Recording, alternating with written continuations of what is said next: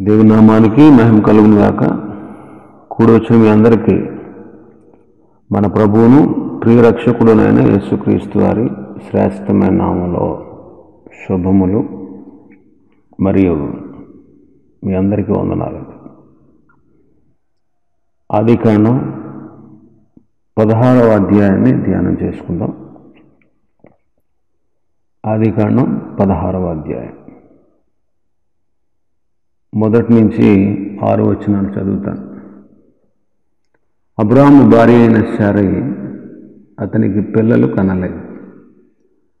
ఆమెకు హాగరు అను ఐగుప్తీయురాలైన దాసి ఉండేది.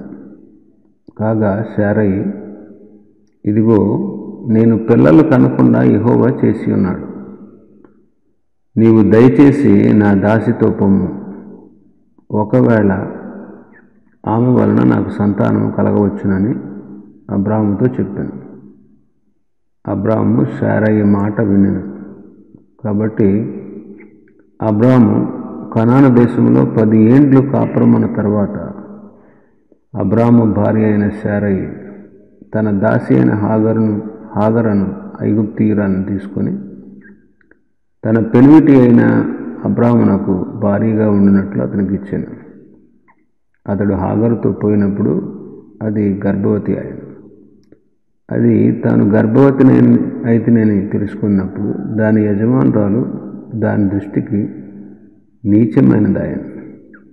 అప్పుడు శారయి, నా ఉసురు నీకు తగులును, నేనే నా దాసిని నీ కౌగిటికి ఇచ్చిన తర్వాత తాను గర్భవతినైతేనని తెలుసుకున్నప్పుడు నేను దాని దృష్టికి నీచమైన దానినైతిని, నాకును నీకును యెహోవా న్యాయము తీర్చునుగాక అని అబ్రాహాముతో అన్నాను. అందుకు అబ్రాహాము, ఇదిగో నీ దాసి నీ చేతిలో ఉన్నది, నీ మనసు వచ్చినట్లు దాన్ని చేయమని శారయితో చెప్పాను. శారయి దాన్ని శ్రమ పెట్టినందున ఆమె యొద్ద నుండి అది పారిపోగా.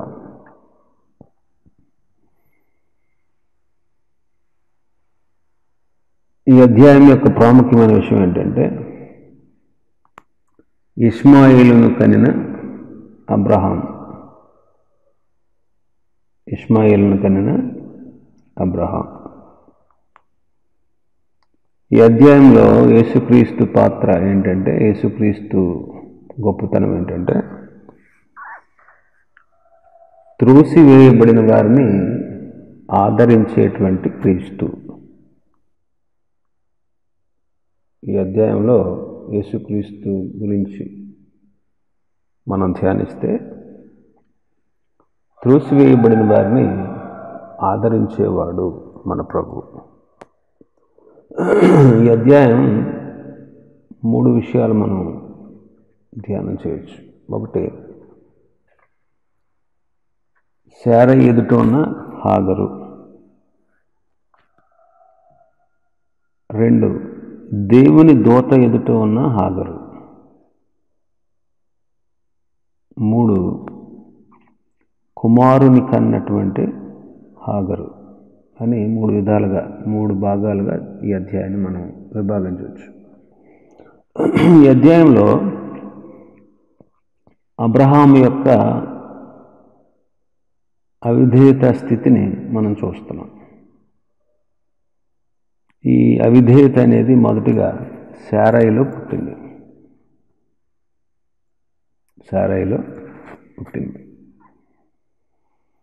భార్య మాట విని అబ్రహాము హాగరుతో ఉండడం, హాగరుకి శారాకు విరోధం రావడం, హాగరు శారయిని నీచముగా ఎంచడం,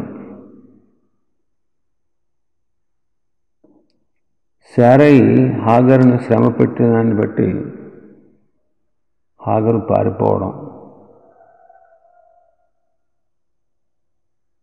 దేవుడు హాగరు మొర విని ఆమెను ఆదరించి,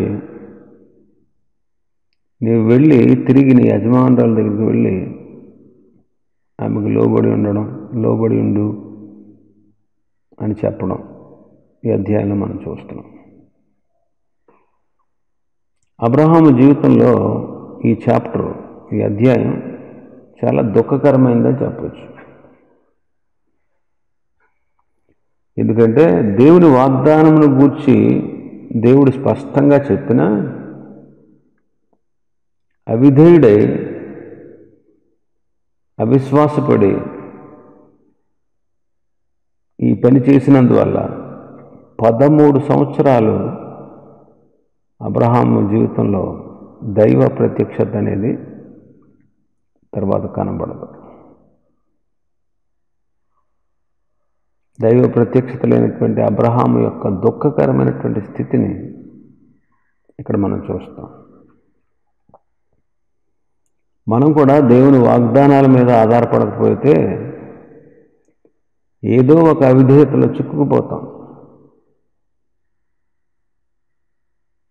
అప్పుడు దేవుని నీతిని, దేవుని యొక్క సహవాసాన్ని మనం పోగొట్టుకుంటాం. కాబట్టి ఎలాంటి శోధనలోనైనా దేవుని వాగ్దానాలను మనం సంపూర్ణంగా నమ్మి దేవుని మీద ఆధారపడి దేవుణ్ణి అనుసరించడం, దేవుని వెంబడించడం అనేది, ఓపికతో ఉండడం అనేది శ్రేష్టమైనటువంటి జీవితం. మొదటి 6 వచనాలు మనం చదువుకున్నాం.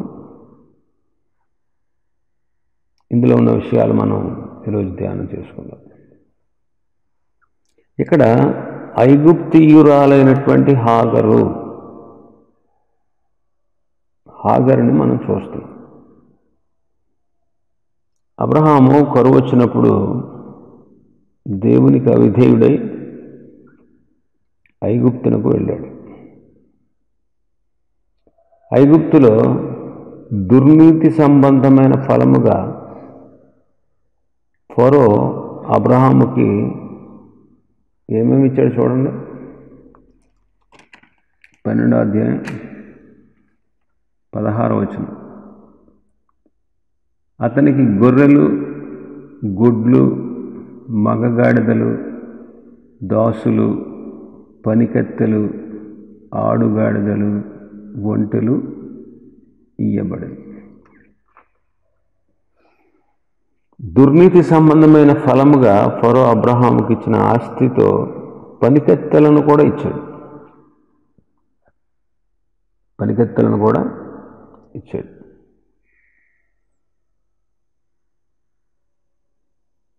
అబ్రహాము ఐగుప్తుకు వెళ్ళిన తర్వాత ఆత్మీయతలో చాలా వెనకబడిపోయాడు.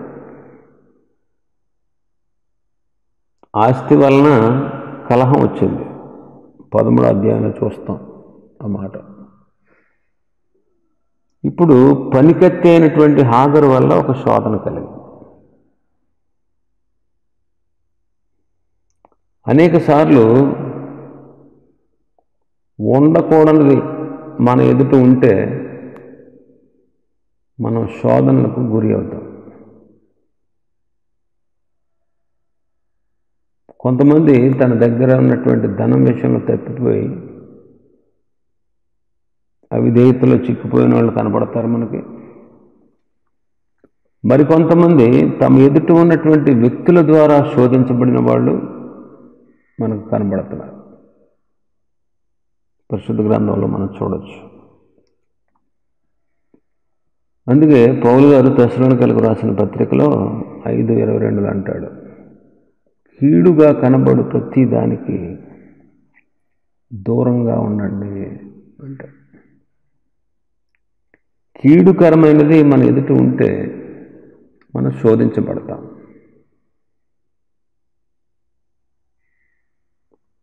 వీళ్ళకు కలిగినటువంటి శోధన ఏంటంటే, శారై అంటుంది అబ్రహాముతో, ఇదిగో 2వ వచనం, నేను పిల్లలు కనకుండా యెహోవా చేసి ఉన్నాడు అని చెప్తుంది. ఈ మాట రైటే. అయితే దేవుడు కొన్నిసార్లు శ్రేష్టమైనది ఇవ్వాలని,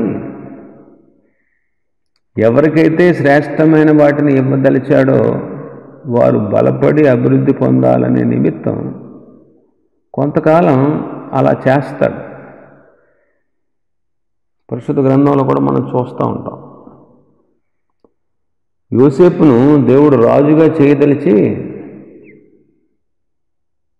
తల్లిదండ్రులు ఎదుట అన్నదమ్ములు ఎదుట లేకుండా ఐగుప్తుకు పంపించేశాడు. ఆదికాండం 20వ అధ్యాయంలో దేవుడు అబ్రహామును ఘనపరచదలిచి అబీమెలెకు ఇంటిలో ఉన్నటువంటి ప్రతి గర్భాన్ని మూసివేశాడు.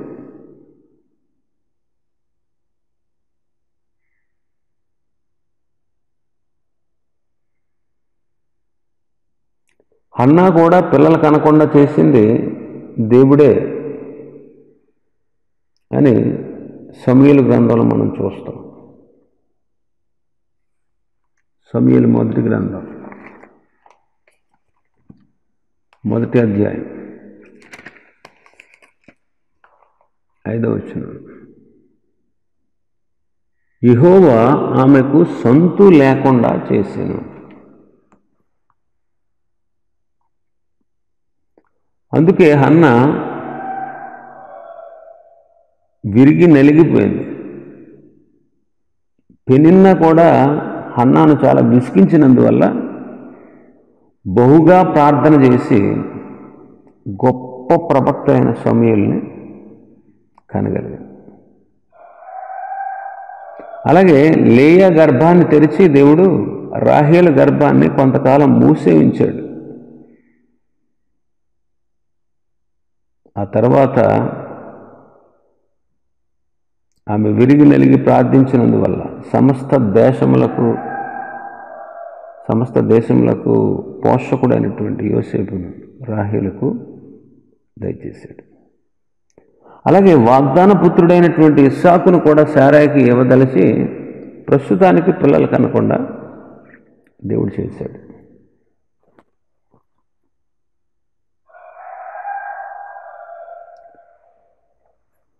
అయినా సరే అబ్రహాం యొక్క సంతానం గురించి దేవుడు 4 సార్లు వాగ్దానం చేశాడు. 12వ అధ్యాయం 2వ వచనం. నిన్ను గొప్ప జనముగా చేసి 12:2 ఏమన్నాడు?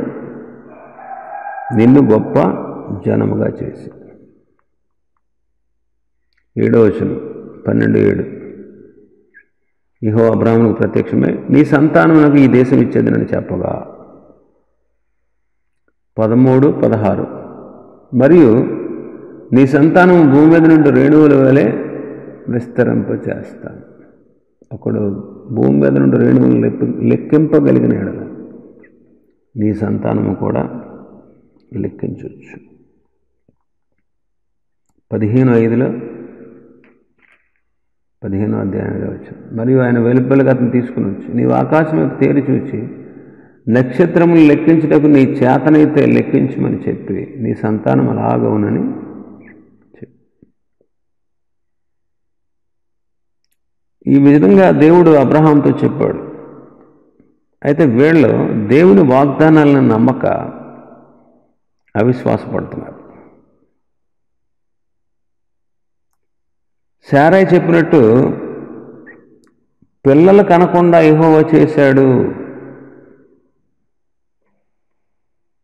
ఈ మాట వాస్తవమే, కానీ ఇందులో శారా ఉద్దేశం వేరు.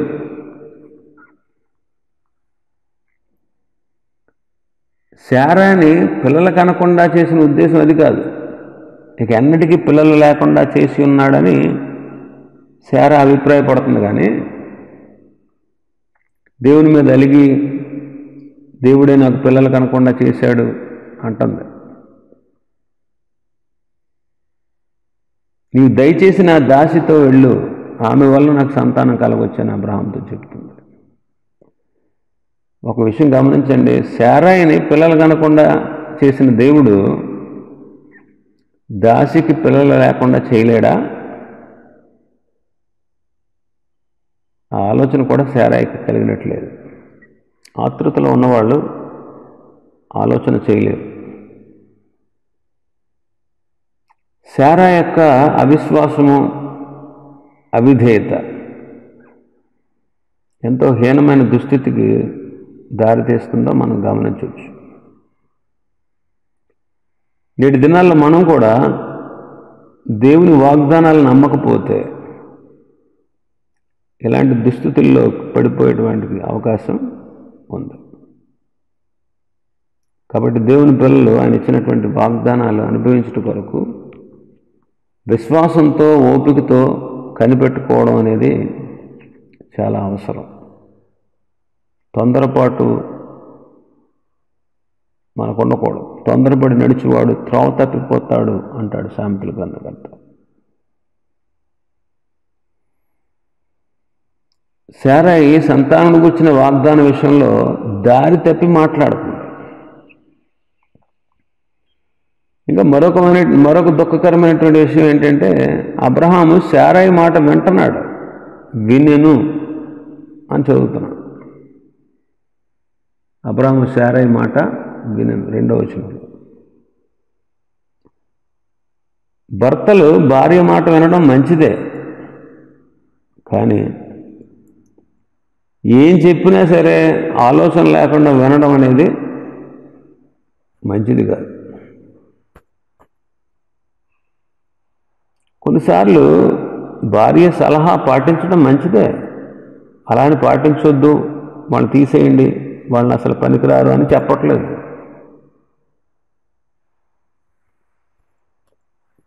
అయితే అవిధేయంగా మాట్లాడినప్పుడు మాత్రం భర్తలు గట్టిగా ఎదిరించి బుద్ధి చెప్పాలి.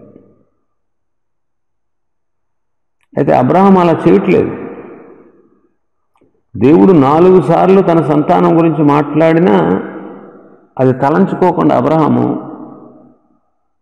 ఆదాము హవ్వ మాట విని పండు తిని శాపం తెచ్చుకున్నట్టు అబ్రహాము శారాయి మాట విని ఈ దుష్టత్వానికి పాల్పడుతున్నాడు.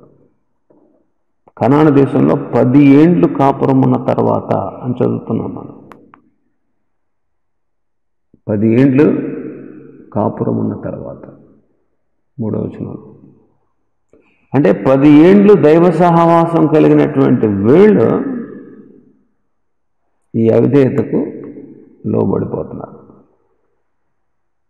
ప్రభుతో ఎన్ని సంవత్సరాలు మనం భక్తిలో కాలం గడిపినా, ఎంత స్థిరమైనటువంటి విశ్వాసి అయినా చాలా జాగ్రత్తగా ఉండాలి. అందుకే కొరింథీయులకు రాసిన పత్రికలో పౌలు గారు కొరింథీ మొదటి పత్రిక 10వ అధ్యాయంలో తాను నిలుచున్నానని అనుకుని ఉండేవాడు పడిపోకుండా జాగ్రత్తగా చూసుకోవాలి అంటాడు. జాగ్రత్తగా చూసుకోవాలి. నిలబడే ఉన్నాం, పర్వాలేదు, బాగానే ఉన్నాం భక్తిలో అని కొన్నిసార్లు తలంచి విర్రవీగుతూ ఉంటాం. నా వంటి భక్తి పరుడు లేడు, నా వంటి ప్రార్థన పరుడు లేడు, నేను సీనియర్ మోస్ట్, నేను ఎన్ని సంవత్సరాల నుంచో భక్తి చేసేస్తున్నాను. ఏం చేస్తున్నాం భక్తి?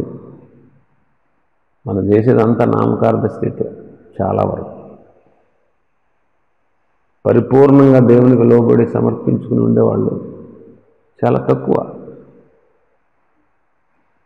పరిపూర్ణంగా సమర్పించుకుని భక్తిగా యథార్థంగా నీతిగా విశ్వాసంగా ఉన్నవాళ్ళు కూడా కొంతకాలానికి పడిపోయే అవకాశం లేదంటారా? ఉంది. అబ్రహాము కాలంలో పరిపూర్ణమైన వాక్యం లేదు, దైవ సహవాసం లేదు, బోధకులు లేరు కదా. అయినా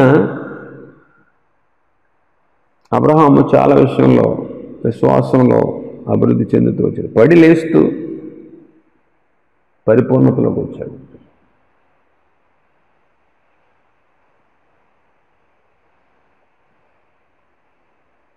శారాయి తన దాసిని అబ్రహాంకి భార్యగా ఇచ్చింది. 3వ వచనంలో అంటాడు కదా, అబ్రహాం భార్య అయిన శారాయి తన దాసి అయిన హాగరను ఐగుప్తీయురాలను తీసుకొని తన పెనిమిటి అయిన అబ్రహామునకు భార్యగా ఉండునట్లు అతనికి ఇచ్చాను. ఎలా ఉండేటట్లు? భార్యగా ఉండేది. దాసిని శారయి ఏం చేసింది? భార్య స్థానాన్ని ఇచ్చింది. ఇప్పుడు హాగరు గర్భవతి అయింది.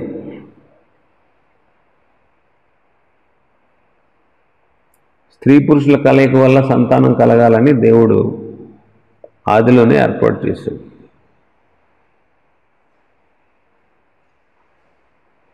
అయితే కొంతమంది భక్తులకి దేవుడే బిడ్డలనివ్వడం చూస్తున్నాం. 127 కీర్తన అంటాడు కదా, కుమారులు యెహోవా అనుగ్రహించు స్వాస్థ్యము గర్భఫలము ఆయన ఇచ్చి బహుమానమే అంటాడు. కొన్నిసార్లు దేవుని మహిమ కొరకు ఆయన పిల్లల యొక్క క్షేమం కోసం పిల్లల్ని కనకుండా కూడా చేస్తాడు. అయితే హాగరు తాను గర్భవతిని అని తెలుసుకున్నప్పుడు యజమానురాలైనటువంటి శారయిని నీచంగా ఎంచినట్లు మనం చూస్తున్నాం. కారణం ఏంటంటారు? హాగరు శారయిని నీచంగా ఎంచడానికి కారణం ఏంటంటే తాను గర్భవతిని అని తెలుసుకున్నప్పుడు నీచంగా ఎంచిందంట. అంటే గర్వం వచ్చింది ఆమెకు. ఏమొచ్చింది? గర్వం. హాగరు గర్భవతిని అయ్యాను అని తెలుసుకున్నప్పుడు ప్రభువును స్తుతించాలి, కానీ గర్వించకూడదు. హాగరు గర్వించి తన స్థానాన్ని మించి శారయిని నీచంగా ఎంచింది.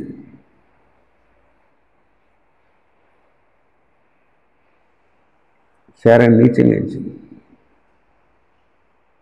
న్యాయంగా చూస్తే హాగరు శారయి ఎంట దేన మనసు కలిగే ఉండాలి. అది ఆమె స్థానం. దాసి యొక్క లక్షణం గర్వించడం కాదు. ఈ దినాల్లో పిల్లలు ప్రభువు వాళ్ళకి ఏదైనా విలువైన వాటిని ఇస్తే అందుని బట్టి ప్రభువుని స్తుతించాలి. కానీ నేను విలువైన వాటిని కలిగి ఉన్నానని ఎప్పుడు మనం అతిశయించకూడదు. అందుకే సామెతల గ్రంథకర్త అంటాడు, నాశనమునకు ముందు గర్వము నడుచును, పడిపోటకు ముందు అహంకారమైన మనస్సు నడుస్తుందంట. ఘనతకు ముందు వినయం ఉంటుంది అంటాడు. యాక్చువల్గా గర్భవతుల్ని అందరూ గౌరవిస్తారు, అందరూ సహకరిస్తారు. కానీ హాగరు ఈ గౌరవాన్ని సహకారాన్ని పోగొట్టుకుంది. దానికి గల కారణం ఆమెలో ఉన్నటువంటి గర్వమే. ఆమెలో ఉన్నటువంటి గర్వమే. సామెతల గ్రంథంలో 30వ అధ్యాయంలో భక్తుడు కొన్ని విషయాలు చెప్పాడు. 30వ అధ్యాయం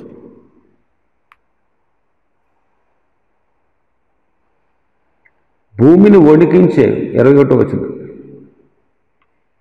భూమిని వణికించేవి 3 ఉన్నాయి, అది మోయలేనివి 4. అవేంటంటే రాజరికమునకు వచ్చిన దాసుడు, 2 కడుపు నిండా అన్నము కలిగిన మూర్ఖుడు, 3 కంటకురాలై ఉండి పెండ్లి అయిన స్త్రీ, 4 యజమానురాలికి హక్కుదారురాలైన దాసి. రాజరికానికి వచ్చిన దాసుడు వీడెవడో తెలుసా? యెరోబాము. యెరోబాము ఒకప్పుడు సొలొమోనుకి దాసుడు. ఇతడు రాజు అయిన తర్వాత ఇశ్రాయేలీలందరూ కూడా పాపము చేయడానికి కారకుడయ్యాడు.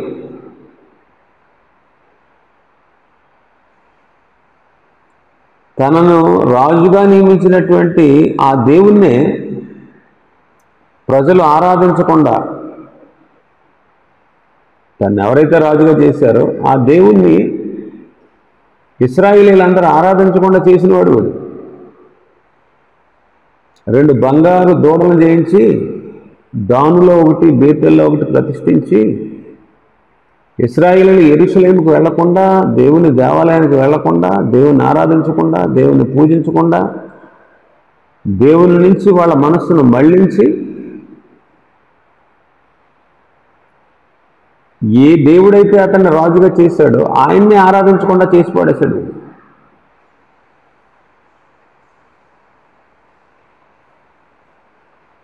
2 కడుపు నిండా అన్నం కలిగిన మూర్ఖుడు అంటారు.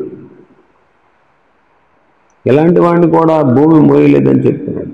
నాబాలు గొప్ప ధనవంతుడు, అదే సమయంలో దుర్మార్గుడు. దావీదు నాబాలు యొక్క గొర్రెల మంద విషయంలో ఎన్నో ఉపకారాలు చేశాడు. అసలు అతని గొర్రెల మంద అభివృద్ధి అవడానికి గల కారణం దావీదు అతని అనుచరులే.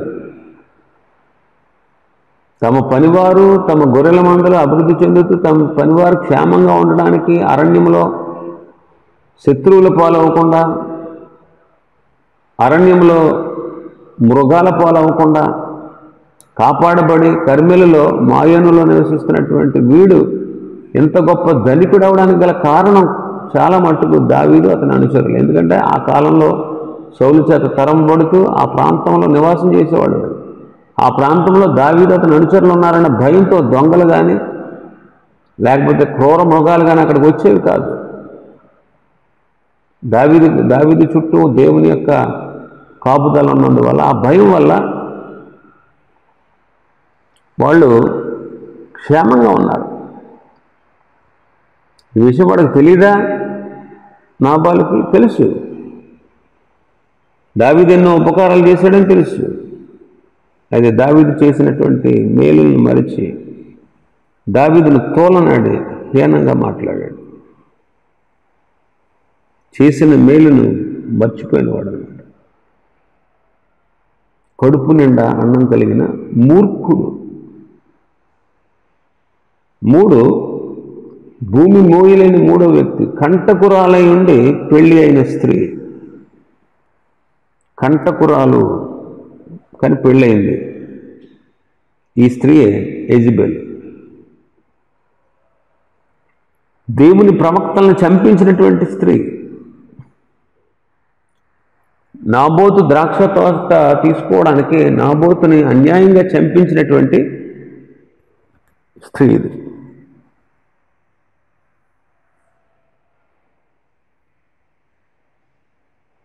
అన్యాయంగా నాబోతును చంపించింది. 4వది యజమానురాలకు హక్కుదారురాలైన దాసి. ఇదే హాగరు, యజమానురాలకి హక్కుదారురాలు. ఈ దాసియే హాగర్ అన్నమాట. ఇది గర్భవతిని అయ్యాను నేను అని తెలుసుకున్న వెంటనే గర్వించి యజమానురాల్ని నీచంగా ఎంచింది. వీరిని భూమి మోయలేదు అని వాక్యం చెప్తుంది. అంటే వీళ్ళ బహుగా గర్విస్తారు అని భావం అన్నమాట. ఇలా జరిగిన తర్వాత 5వ వచనంలో శారా అంటాం, నా ఉసురు నీకు తగులుతుంది, నేనే నా దాసిని నీ కౌగుడికి ఇచ్చిన తర్వాత తాను గర్భవతిని తెలుసుకున్నప్పుడు నేను దాని దృష్టికి నీచమైన దాన్ని అయితేనే నాకును నీకును యెహోవా న్యాయం తీర్చును గాక అని అబ్రహాంతో అంటుంది. నా ఉసురు నీకు తగులుతుంది, నేను దాని దృష్టికి నీచమైన దాన్ని అయిపోయినప్పుడు నీకు నాకు యెహోవా న్యాయం తీరుస్తాడు. హాగరుని అబ్రహాంకి ఇచ్చింది శారాయ. ఇప్పుడు కొంచెం శ్రమ రాగానే ఇలా అంటుందా? శారా పలికేది న్యాయం అంటారా? దేవుని వాగ్దానాలు నమ్మలేక, ఓపిక పట్టలేక ఈ పని చేసింది. ఇప్పుడు ఈ స్థితి కలిగింది. దేవుని వాగ్దానాన్ని నమ్మకుండా, ఓపిక పట్టకుండా ఉండే వాళ్ళ యొక్క స్థితి కూడా ఇలాగే ఉంటుంది. వాడు అంటుంది, నీకు నాకు దేవుడు న్యాయం తీరుస్తాడు అంటుంది. ఒకసారి ఆలోచన చేయండి. దేవుని చిత్తానికి వ్యతిరేకంగా ప్రవర్తిస్తూ ఉండే వాళ్ళకి శ్రమలు వస్తాయి. తన అవిధేయత వల్ల కలిగినటువంటి శ్రమలో ఇప్పటికే చాలా వరకు ఆమెకు అర్థమై ఉంటుంది. అయ్యో, ఇది నా అవిధేయతను బట్టి వచ్చింది కదా ఈ శ్రమ అని శారా గ్రహించి విరిగి నలిగిన హృదయంతో ప్రభు దగ్గర ఒప్పుకోవాల్సిందే. కానీ శారా అలా గ్రహించట్లేదు. అబ్రహాం మీద, దేవుడి మీద సణుక్కుంటుంది. మీకు అబ్రహాం అన్నాడు, నీ దాసి నీ చేతిలో ఉంది, నీ మనసు వచ్చినట్లు చెయ్యి అని చెప్పాడు. ఒకప్పుడు శారాయి మాట విని అవిధేయతలు పడ్డాడు. ఇప్పుడు మరలా శారాయి మాటగా అప్పగిస్తున్నాడు.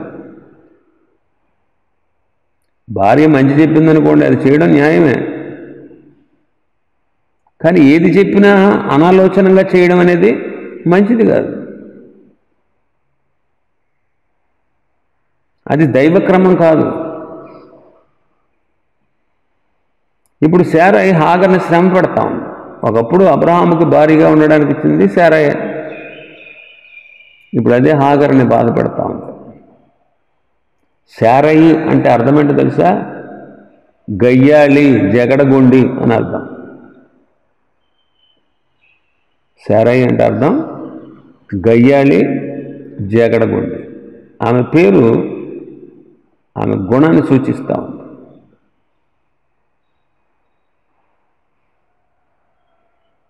అబీగైల్ కూడా ఉంటుంది తన భర్త గురించి. అతని పేరు అతని గుణాన్ని సూచిస్తూ ఉంది.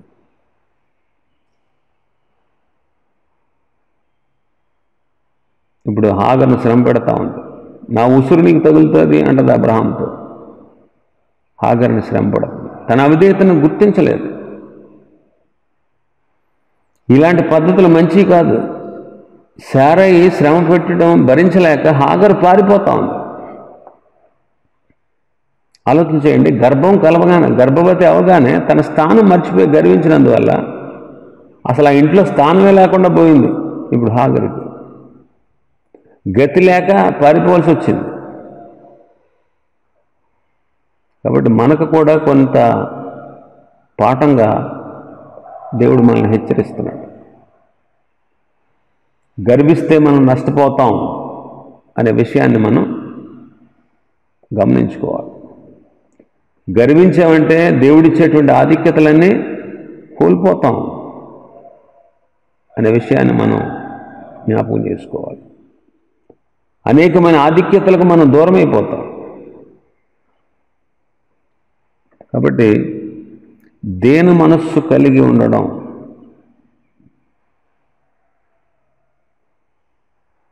అప్పుడే మనం హెచ్చించబడతాం. శారా హాగరు గర్వించకుండా ప్రభుని స్తుతించాల్సిందే. కానీ గర్వించు. అందుకే పేతురు గారు తన పత్రికలో అంటాడు, దేవుడు తగిన సమయమందు మిమ్మల్ని హెచ్చించినట్లు ఆయన బలిష్టమైన చేతి కింద దేన మనస్సు కలిగి ఉండండి అంటాడు.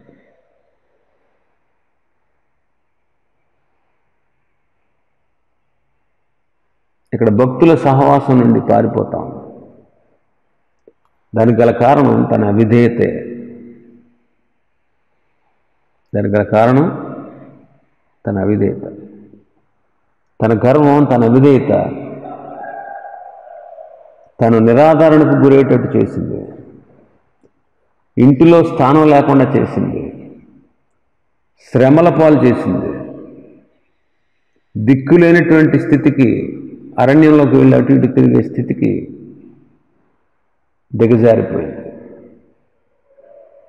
దీనంతటికి కారణం ఆమెలో ఉన్న అవిధేయత, ఆమెలో ఉన్న గర్వం. గర్వం నేను బహు నీచమైన స్థితికి నడిపిస్తాడు. మనం ఎప్పుడు కూడా గర్వించకూడదు. చూడండి, హాగరు గర్వించడం వల్ల కలిగే నష్టాలు. యాక్చువల్గా ఆమె స్తుతించాలి దేవుణ్ణి. అయ్యో, నేను దాసినైన నాకు అబ్రహాముకు భార్య అయ్యే ఆధిక్యత దొరికింది. నేను ఐగుప్తీయురాల్ని ప్రభువుని కలిగి ఉండబట్టే కదా, అబ్రహాము యొక్క కుటుంబంలోకి రాబట్టే కదా నాకు ఎంత ఆధిక్యత కలిగిందని ఆమె సంతోషించాలి, దేవుని స్తుతించాలి, దేవుని స్తుతించాలి. గర్వం వచ్చింది తనలోకి, అతిశయిస్తూ ఉంది, శారైని నీచంగా చూస్తుంది. శారై పట్ల కృతజ్ఞతా భావం కలిగి ఉండాల్సిన ఈమె నీచమైనదిగా ఎంచుతుంది యజమానురాలు. నా యజమానురాలు తన స్థానాన్ని నాకు ఇచ్చింది కదా, ఎంత మంచిది అని యజమానురాలని గౌరవించాల్సింది పోయి నీచంగా చూస్తుంది. దేవుని స్తుతించాల్సింది పోయి విర్రవీగుతా ఉంది. అందుకే నిరాదరణకు గురైంది, సహకారాన్ని పోగొట్టుకుంది, ఇల్లుని విడిచిపెట్టాల్సి వచ్చింది, దిక్కు లేకుండా అరణ్యంలో తిరగాల్సి వచ్చింది, శ్రమల పాలవ్వాల్సి వచ్చింది, ఆదరించే దిక్కు లేకుండా పోయింది. గర్భవతికి ఎన్ని కావాలండి? ఎందరి సహకారం కావాలి? ఇల్లు విడిచి పారిపోవాల్సి వచ్చింది. దీనంతటికీ గల కారణం ఏంటో తెలుసా? గర్వం. గర్వం. నేటి దినాల్లో విశ్వాసుల్లో కూడా మనం గర్వాన్ని చూస్తాం. గర్వాన్ని చూస్తాం. ఇదంతా పరిశుద్ధ గ్రంథంలో దేవుడు ఎందుకు రాయించాడంటే, యుగాంతమందు అన్నటువంటి మనం బుద్ధి తెచ్చుకుంటాము. ఏ విషయంలో మనం గర్వించకుండా ప్రభు ఎదుట మనం దేన మనస్సు కలిగి ఉండాలి. లూసిఫర్ సాతానుగా అపవాదిగా మారిపోవడానికి గల కారణం గర్వమే. సృష్టిలో మొట్టమొదటి పాపం గర్వం అని చెబుతారు. సృష్టిలో మొట్టమొదటి పాపం ఏంటో తెలుసా? గర్వం. గర్వించే లూసిఫర్ ప్రధాన దూత, నమ్మకస్తుడు. వాడిలో పాపము కనపడినంత వరకు వాడు యథార్థవంతుడు. అపవాదిగా మారిపోయాడు. గర్వించి, అయ్యో నన్ను కలగజేసింది దేవుడు, నేను ఆయన మహిమ కొరకు జీవించాలి, నేను ఆయన గణపరచాలి, నేను ఆయన హెచ్చించాలి, నేను ఆయన మొయ్యాలి, నేను ఆయన కింద అణిగి ఉండాలి, ఆయన నాకు ఇచ్చిన ఈ స్థానమే ఎంతో గొప్పదే అని వాడు తృప్తి పడాల్సింది బదులు ప్రభు స్థానాన్ని ఆక్రమించుకుందామనే ఆలోచన కలిగి వాడు ప్రభు మీద తిరుగుబాటు చేశాడు. గర్వంతో.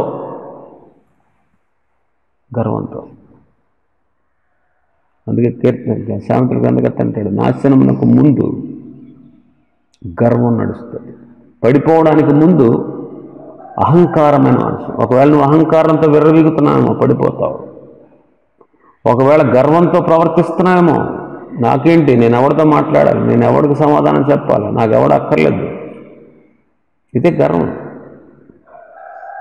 కొన్నిసార్లు ఈ గర్వం మనల్ని నాశనానికి నడిపిస్తుంది. కొన్నిసార్లు మనకు వచ్చినటువంటి విరోధ బుద్ధి, మనసులో మనకు కలిగినటువంటి దుష్టాభిప్రాయాల వల్ల మనం ప్రేమను వదిలేస్తాం, సమాధానాన్ని వదిలేస్తాం. దేవుని బిడ్డలమే, మనలో ప్రేమ ఉండదు, మనలో సమాధానం ఉండదు, మనలో సంతోషం ఉండదు, మనలో ఐక్యత ఉండదు, మనం కలిసి ఉండలేం, అందరితో మాట్లాడలేం, ఎవరి మీద విరోధం పెంచుకుంటాం. ఆ విరోధం పెంచుకుని పెరిగి పెరిగి పెరిగి పెరిగి పెద్దదై అది నీకే నష్టం. నువ్వు ఎవరి మీద విరోధం పెంచుకున్నావు వాళ్ళకి నష్టం కాదు, నీకే నష్టం. అది మొదట నీ ఆత్మీయ జీవితాన్ని అది నష్టం చేస్తుంది. ఒకప్పుడు దేవుడు నిన్ను ఏ స్థితిలో ఉంచాడు, నువ్వు ఏ స్థితిలో ఉన్నావు? ఒకప్పుడు నీ పరిస్థితి ఏంటి?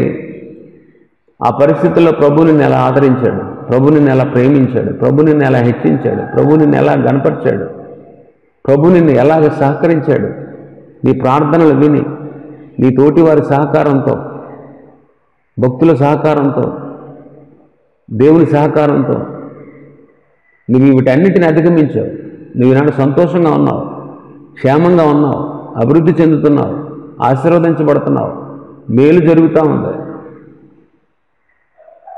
అది ఇవన్నీ మర్చిపోతాం చాలాసార్లు. మనం చిన్న చిన్న గొడవలకి చిన్న చిన్న కారణాలు పెట్టుకుని ప్రేమను పోగొట్టుకుంటాం. ఎదుటి వాళ్ళని ప్రేమించలేము, గౌరవించలేము, వందనాలు కూడా చెప్పాం. కక్షతో ఉంటాం, రగిలిపోతూ ఉంటాం, విరోధంతో పగతో రగిలిపోతూ ఉంటాం. ఇదంతా ఏంటో తెలుసా? గర్వం అన్నమాట. ఈ గర్వం మనల్ని నాశనం చేస్తుంది. మన మేలు కొరకు కాదు, ఇది మన నాశనం కొరకే వచ్చింది. గుర్తించాలి. మనం గర్వంగా నడుస్తున్నామంటే దీని వెనకాల నాశనం ఉందే. మనం అహంకారంతో విర్రవీగిపోతున్నామంటే మనం పతనం అయిపోతాం. చూడండి, హాగరు గర్భవతిగా ఉన్నప్పుడు సహకారం కావాలి, సహకారం పోగొట్టుకుంది.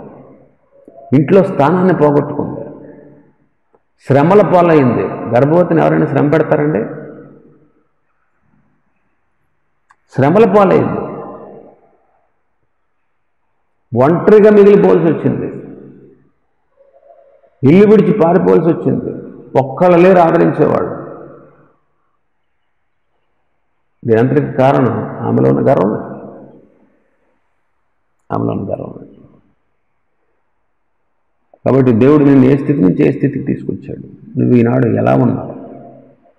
గర్వంతో అహంకారంతో ఉన్నావా? విధేయత మనస్సుతో ఉన్నావా?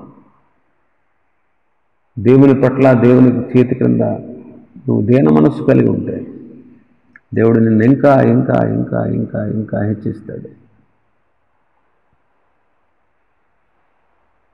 గర్వం, అహంకారాన్ని తీసేసుకో.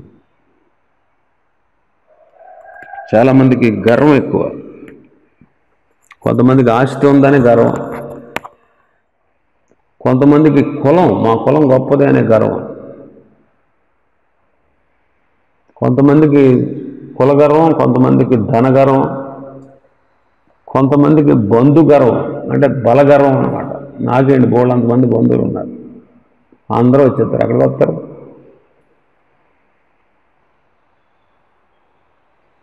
కొంతమందికి సౌందర్య గర్వం, నేను చాలా అందంగా ఉంటాను, అందంగా ఉన్నాననే గర్వం. కొంతమందికి భక్తి గర్వం, విశ్వాసులకు ఎక్కువగా ఉండేది భక్తి గర్వం. నేను చేసినట్టు ప్రార్థన ఎవడ చేయలేడు, నేను చదివినట్టు వాక్యం ఎవడ చదవలేడు, నేను నీతిగా ఉన్నట్టు ఎవడ నీతిగా లేడు, నేనే నీతిమంతుడు, మిగతా వాళ్ళందరూ వేస్ట్, మిగతా వాళ్ళు శుద్ధ దండగా. నేను నా విషయంలో నేను మాత్రం నా కుటుంబంలో చాలా భక్తిగా ఉంటున్నాను. వీళ్ళందరూ ఏంటి? భక్తి లేదు, ఏం లేదు, వాళ్ళకి వేస్ట్. వీళ్ళతో మాట్లాడకూడదు, వీళ్ళ నీచంగా చూడాలి, వీళ్ళ పురుగులు చూసినట్టు చూడాలి, వీళ్ళ పనికి మాలినోళ్ళు, వీళ్ళ వేస్ట్ ఫెలోస్. ఇదంతా ఏంటి తెలుసా? గర్వం. ఎప్పుడు కూడా భక్తిపరుడు అలా అతిశయించాడు. భక్తిపరుడికి గర్వం ఉండవు. అయ్యో వీళ్ళు ఎలా చేస్తున్నారని ఏడుపు వస్తుంది. అయ్యో వీళ్ళేంటి ఎలా ఉంటున్నారేంటి అని చెప్పి వాళ్ళ విషయంలో దుఃఖం కలిగి వాళ్ళని తిట్టకుండా, దూషించకుండా దేవునికి వాళ్ళని అప్పగించి ప్రభువా వీళ్ళని మార్చండి అని అహర్నిశలు వాళ్ళ కోసం కన్నీరు గారుస్తూ ప్రార్థన చేస్తాడు భక్తిపరుడు. గర్విష్టి తిడతాడు వాడు. మనకు తెలియకుండానే వచ్చేస్తుంది గర్వం. కొన్నిసార్లు మనం తెలియకుండానే గర్వించి మనం ఎదుటి వాళ్ళని నీచంగా చూసి, చులకనగా చూసి, వేస్ట్ వీళ్ళ పనికి మళ్ళీ వీళ్ళ భక్తి లేదు, ఏమీ లేదు, ఎలాంటి వాళ్ళు దండగా, ఎలాంటి వాళ్ళు వేస్ట్, ఎలాంటి వాళ్ళు ఉండకూడదు, బతకూడదు, ఎలాంటి వాళ్ళకి దేవుడు ఏం చేయకూడదు, ఇలా తిట్టుకుంటున్నాం అనుకో, అది గర్వం. భక్తిపరుడికి ఏం చేస్తాడు తెలుసా? భక్తి గర్వం లేనోడు ప్రభు పాదాల మీద పడి, ప్రభు వీళ్ళు ఎలాంటి దుస్థితిలో ఉన్నారు, వీళ్ళు ఎలాంటి నీచమైన స్థితిలో ఉన్నారు, వీళ్ళకి అర్థం కావట్లేదు, వీళ్ళు నేను గ్రహించుకోవట్లేదు, వీళ్ళు నీకు లోబడట్లేదు, వీళ్ళు నీకు విధేయత చూపించట్లేదు, ప్రభు క్షమించి వీళ్ళని మార్చు అని ఆహర్నిశలు వాళ్ళ కోసం దుఃఖంతో, కన్నీటితో ప్రార్థన చేస్తాడు. కానీ కొంతమంది దుఃఖంతో, కన్నీటితో దేవునికి మొరపెట్టి దేవునికి అప్పగించాల్సిన బదులు వాళ్ళని తిడుతూ, దూషిస్తూ, ఎప్పుడు ఇంకా అస్తమానం తిడతా ఉంటే ఏమవుతారు వాళ్ళు? కొంతకాలానికి తీసుకొచ్చి చిచ్చి ఇక తిడతాడు, ఇది అంతే, లేదా ఇది ఇంతే, ఇది అస్తమానం తిడతా ఉంటున్నాను అని చెప్పి ఏం చేస్తారు, వాళ్ళు మూడుకెత్తిపోతారు. సున్నితంగా చెప్పాలి, చెప్పకూడదు అంటలేదు, కఠినంగా కాదు, సున్నితంగా చెప్పాలి. ఎన్నిసార్లు చెప్పాలంటే ఎన్నిసార్లు చెప్పాలి. ఎన్నిసార్లు చెప్పినా మారండి, మారకపోయినా చెప్పాలి. ఎన్నిసార్లు చెప్పినా వీళ్ళు వినరండి, వీళ్ళు వేస్ట్ అండి అనకూడదు. మనం వాళ్ళు వేస్ట్ ఎందుకు ఎలా చెప్తావు? వాళ్ళు ఇంకా మారరు అనే డిసిషన్ నీలో రాకూడదు. ఎందుకు మారరు? శిష్యులకు వచ్చిన డౌట్ అదే కదా. ధనవంతుడు దేవుని రాజ్యంలో ప్రవేశించడం కంటే సూది బెజ్జను ఒంటి దూరడు సులభం అన్నాడు ప్రభు. అలా అయితే ఇంకెవడు మారతాడు ప్రభు, ఇంకెవడు రక్షించబడతాడు? అందరూ నరకానికి పోతారు కదా అంటే, మనుషులు కదా అసాధ్యరా, నాకు సాధ్యం అన్నాడు. అది దేవునికి సమస్తం సాధ్యం. ఆయనకి అసాధ్యమైంది ఏముందే? ఒకసారి ఆలోచించే. ఇది వేస్ట్ అండి, వీళ్ళు మారరండి అంటాం ఎందుకు? అనుకో, మారతారు. దెబ్బ తగలగా కొన్నిసార్లు లోతుగా తగులుద్ది, అప్పుడు మారతారు. కాబట్టి మనకున్నటువంటి భక్తిలో ఉండేటువంటి, మనం భక్తిగా ఉంటున్నాం అనేటువంటి ఫీల్ మంచిదే, ఉండాలి, భక్తిగా ఉండాలి. భక్తిగా ఉండేటట్లు అందరినీ ప్రోత్సహించాలి. కానీ నేనే భక్తిపరుణ్ణి, నేనే భక్తి గలదాన్ని, మిగతా వాళ్ళందరూ వేస్ట్ అనేది ప్రమాదకరమైన స్థితి. అదే గర్వమైనటువంటి స్థితి. ఆ స్థితి మనకు లేకుండా జీవిద్దాం. ప్రభు ఇచ్చేటువంటి ఆశీర్వాదాలు పొందుదాం. ఆగరు వలె గర్వించి నిస్సహాయ స్థితిలోనికి కాకుండా గర్వం లేకుండా ప్రవర్తిద్దాం. దేవుడి మాటలు దీవించునుగాక. ఆమేన్.